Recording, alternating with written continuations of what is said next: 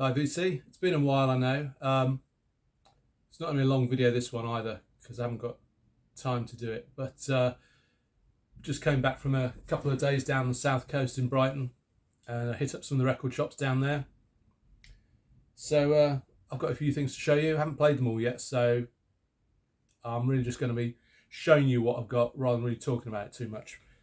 But start off with the debut by Mandala Band, and played this once, and it's kind of symphonic prog, a little bit pompous and humorless, has its moments, and there is some fantastic guitar playing on it, which is what makes it worth hanging on to. Good cover art, and I'll give this a few more listens, see what I think. It might grow on me. I've actually got the second album. I seem to remember liking that more, so see how I get on with this one. Then this is one that was on the mainstream label. This is a reissue on the mainstream label, and it's Lacewing, which I don't see mentioned too much when people are talking about the mainstream catalogue, but this I really enjoyed. It's a bit late in the day to be full on psych. I think it originally came out in 71. Could be wrong about that. And I love this. There's only vocals credited to Mary Sturpka, but there's a lot of vocals on here which aren't female vocals and loads of vocal harmonies. So anyone who watches my channel regularly will know how much I love my vocal harmonies, and this really ticks that particular box.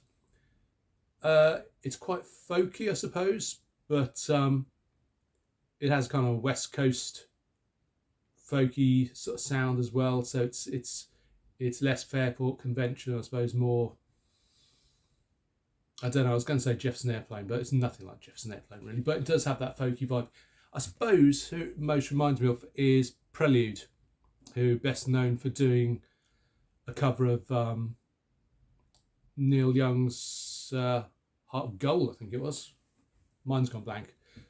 But it's got that kind of feel to it, with loads of really tasty guitar on it. So it has, I think, some psych leanings without being overtly psychedelic, but it's just a really beautiful harmony vocal folk rock album, and comes highly recommended. Yeah, Lacewing. I mean, pretty awful cover art, particularly that band logo, but don't be put off. Really good album. Then another one to add to my Bee Gees collection, Trafalgar, which is one of their earlier sort of transition albums, I suppose, when they'd moved on from their psych pop beginnings and were floundering for a sound a little bit before they, discovered their disco groove, I suppose. And as such, it's fairly maudlin, orchestrated ballads, most of this, which quite probably turn a lot of people off. But I've really enjoyed this. I mean, the big song on this is How Can You Mend a Broken Heart, which I think most people are familiar with, and that's certainly the highlight. But there's a lot of good stuff on here. I seem to remember particularly enjoying I Want to Live Inside Myself, which I think is a Barry Gibb song. So yeah, recommended if you're not put off by those sort of earnest, overwrought ballads that the Bee Gees did in their earlier years. And the sleeve is fairly ridiculous, with sort of a mock-up of I think it's supposed to be the death of Admiral Nelson or something on the inside there. But I paid £3 for that, an original pressing on Polydor, so can't go wrong. Then here's one that I've had on CD for a long time, and when I saw this and it was a good price, had to get it. And it's Lid in the Mushroom, and this features members of Trouble. So you've got Eric Wagner on vocals, And then you've got Danny Cavanagh on guitar, who I believe is this guy here, and he plays with Anathema. And this came out in sort of the late 90s, I think about 97. Yeah, 97. And it's a bit of a departure for both these guys. I mean, it's a 4-piece band, but I guess it's a project put together by these two guys, as they're only ones featured on the front cover. On the inside sleeve, you've got the full lineup. But it's got Eric Wagner's sort of typical Eric Wagner vocals, that kind of strained.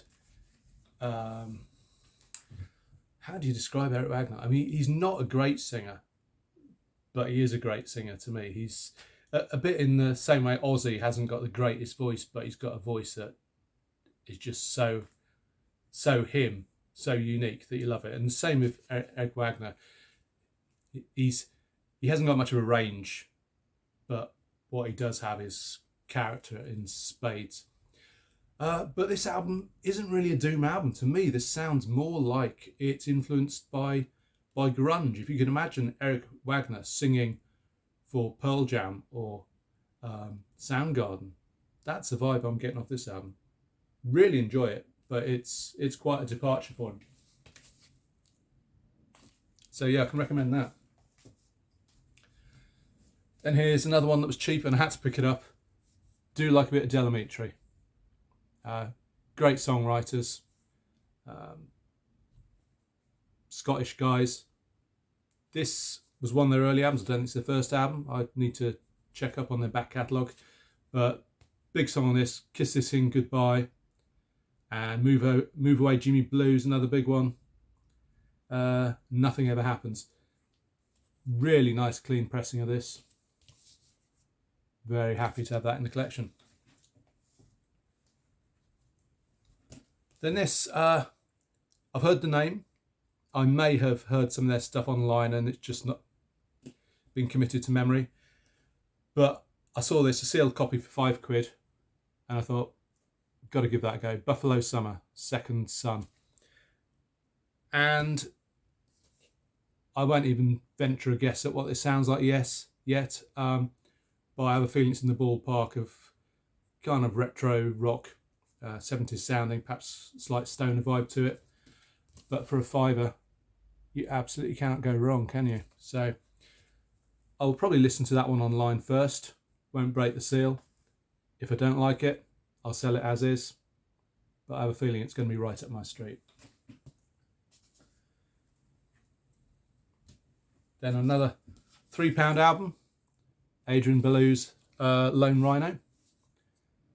And I'm familiar with some of this, some good experimental guitar playing as you'd expect. And not listened to this yet,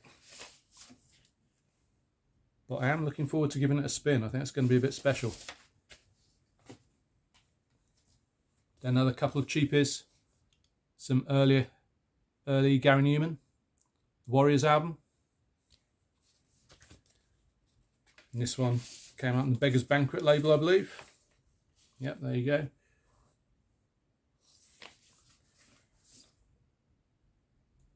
And Gary Newman's one of those artists I've sort of gradually been building up my collection. As a kid, singles like Cars and Our Friends Electric by Two Way Army were in the charts, and I loved those, but never really went out of my way to buy his stuff. But over the years, I've been building up that collection and realising there's a lot more to him than just this kind of new wave electro thing. There's a lot of guitars on some of these albums. And the other one I got was I Assassin, slightly later album. When was this? 82, not that much later. So again, be interested to hear this one. Not giving it a spin yet, but that's in the queue. And then finally, the debut album by Tiger. And I've got their second album, and I really enjoy that. And it features Nicky Moore, big guy with a big voice who replaced Bruce Dickinson in Samson and turned them pretty much back into what they originally were, which was a blues rock band, because he has got a big blues voice on him. So I've got high expectations for this one. Again, not listened to this yet. It's got a big Jim Sullivan on it as well, who, you know, he's done sessions with absolutely everybody. So it'll be interesting to see him or hear him as part of an actual group rather than as some guys playing on other people's records. So what are they, like a 7-piece band by the looks of it? Don't know whether they're still a 7-piece on the second album. But again, I think this is probably going to be a really good listen. So there you go. Told you it was going to be a quick one today. I thought I'd just get a video in there as a bit of a placeholder before I put another one out. And I'll be back with probably some heavy rotation stuff or some more recent pickups in a not too distant future. So take care. See you soon.